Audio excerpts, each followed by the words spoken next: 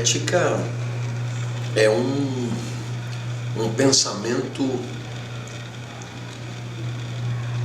de cada pessoa, ao mesmo tempo é um pensamento compartilhado e ao mesmo tempo é um pensamento que se acumula ao longo da história. E esse pensamento tem por objeto a melhor maneira de conviver.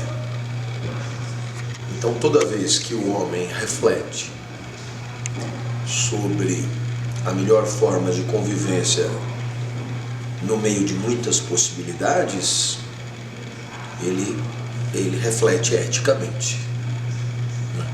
Essa é uma definição bem ampla, mas que, a meu ver, é adequada. No final das contas, ética é pensamento sobre a vida e, de certa maneira, vida regida pelo pensamento.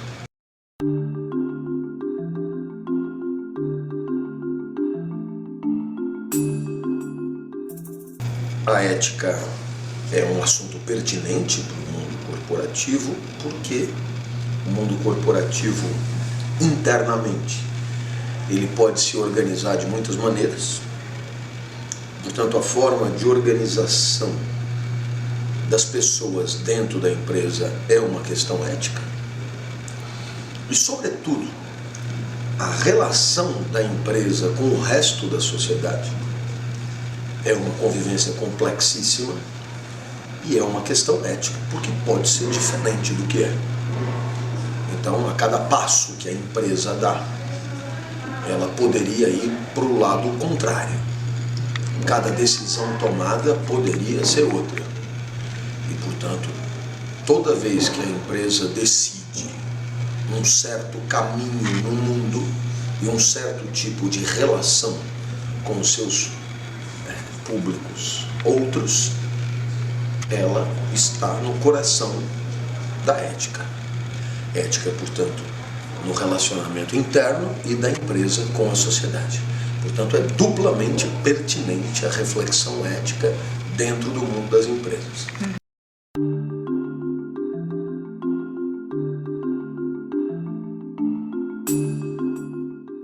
O Código de Ética Corporativa ele pode atender a muitos interesses.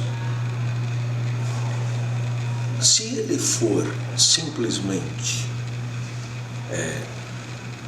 uma exigência de mercado e, portanto, uma estrita formalidade, o que acontece na maioria dos casos, evidentemente que isso seria a lamentar não só pelo Sócrates, mas por qualquer um. O mesmo código de ética, ele pode também existir para esconder, de certa maneira, os verdadeiros interesses da empresa como um todo, bem como os interesses de alguns agentes dentro da empresa. E, nesse sentido, ele pode ter, mais do que uma função de pura formalidade, ele pode ter uma função cosmética, de maquiagem, quer dizer, de fazer acreditar numa aparência. E aí é claro que seria também, de novo, a lamentar, porque espera-se da ética mais do que uma simples cosmética. Agora, finalmente, o código de ética pode ser o resultado de um intenso debate,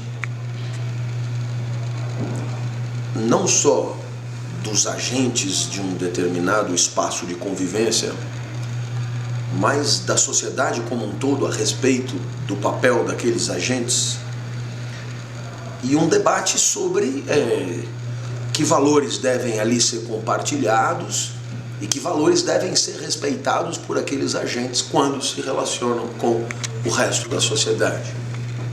O código de ética pode ser assim uma espécie de resultado sempre provisório do entendimento legítimo dos critérios de convivência a serem respeitados.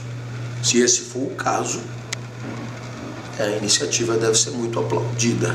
Só falta agora que esse código, que por enquanto é papel e é documento objetivado em regras, ele se traduza numa preocupação de respeito compartilhado àqueles critérios que foram intensamente debatidos por todos antes da sua identificação.